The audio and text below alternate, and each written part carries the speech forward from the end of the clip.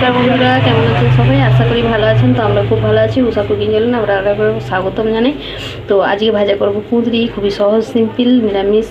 তো দেখুন, আমি কুঁদরিটাকে ভালো করে দুফালি করে কেটে নুন মাখিয়ে রেখেছি। তো এবারে দেবো হলুদ দিয়ে ভালো করে মেখে নেব।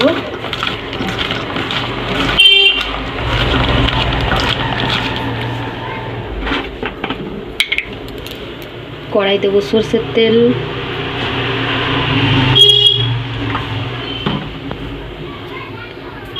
তেল গরম করে নেব। গরম ভাতের সঙ্গে কিন্তু এই কুঁদরি ভাজা দারুণ লাগে। তো তেল গরম হয়ে গেছে, অল্প একটু 5 ফোড়ন দেব। এবার আমি মেখে রাখা কুঁদরিটা দেবো।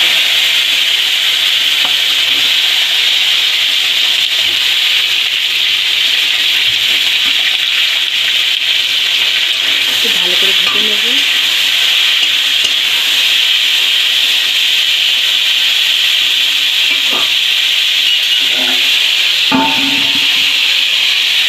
অল্প একটু ঢেকে ভেজে নেব। তো 5 মিনিটের মতো আমি ঢেকে রেখেছিলাম। এবারে খুলে একটু ভালো করে ভেজে নেব।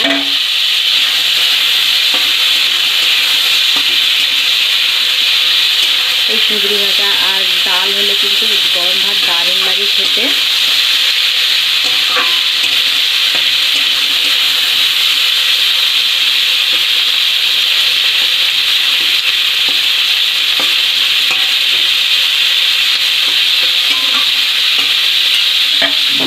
তো আবার একটু ঢেকে দেবো যাতে কুঁদরিটা ভালোভাবে সেদ্ধ হয়ে যায়।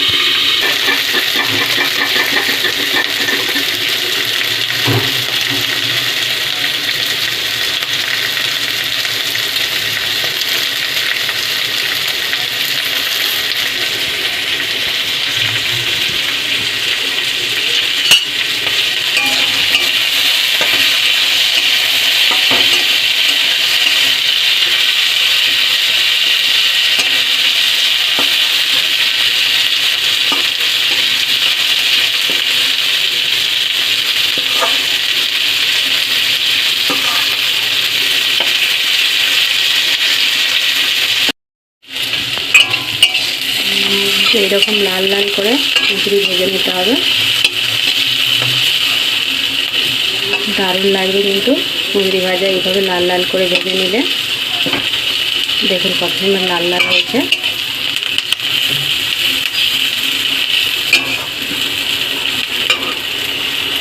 মা,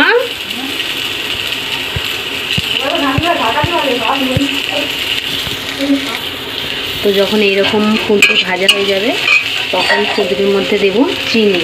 তো চিনিটা না দিলে একদম কুঁদরির টেস্টও হবে না, আর কুঁদরি খেতেও ভালো লাগবে না। তো এইভাবে চিনি দিয়ে একটু নেড়ে চেড়ে নেব যাতে চিনিটা গলে কুঁদরির মধ্যে ভালোভাবে মিশে যায়। তো এবার ভেজে নেব, তাতে কুঁদরির কালারটাও লাল হয়ে যাবে আর খেতেও দারুণ সুন্দর লাগবে। দেখুন কত সুন্দর হয়ে গেছে।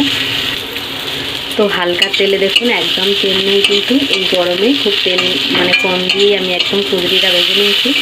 তো এবার নামিয়ে নেব। দেখুন এইভাবে লাল লাল করে এই যে ভেজে নিয়েছি। একটা প্লেটের মধ্যে নিয়ে নেব। তো দেখুন বন্ধুরা, আমার দুফাল করে কুঁদরি ভাজা একদম রেডি হয়ে গেছে। গরম গরম ভাতের সঙ্গে এরকম কুঁদরি ভাজা আর ডাল হলে খুব সুন্দর লাগে খেতে। অবশ্যই করে একবার বাড়িতে বানাবেন। আর ভিডিওগুলো যদি ভালো লাগে অবশ্যই চ্যানেলটাকে লাইক কমেন্ট শেয়ার সাবস্ক্রাইব করে দেবেন।